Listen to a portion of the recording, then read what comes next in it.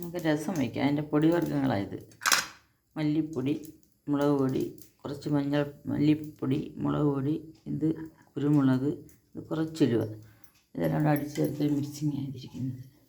സാമ്പാർ വയ്ക്കാമെന്ന് വെച്ചതാണ്, പക്ഷേ രസം വയ്ക്കാമെന്ന് വെച്ച്. ഇപ്പോൾ കടുകിടാം,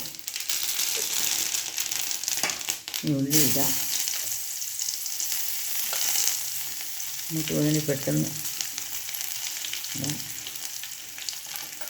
കുറച്ച് കറിവേപ്പില കൂടുതലും ഇടാം.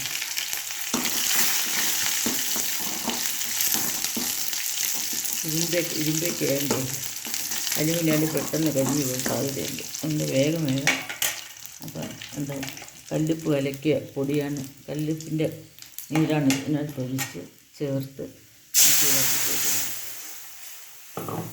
ഒന്ന് ഇളക്കി കൊടുക്കുക. പുളിയൊക്കെ പിഴിഞ്ഞെടുത്തതിനകത്ത് ചേർത്തിട്ടുണ്ട് കല്ലുപ്പിൻ്റെ നീര്. നമുക്ക് തീ കുറച്ച് കൂട്ടി കൊടുക്കാം. ഈ പുളി അടിക്കാം.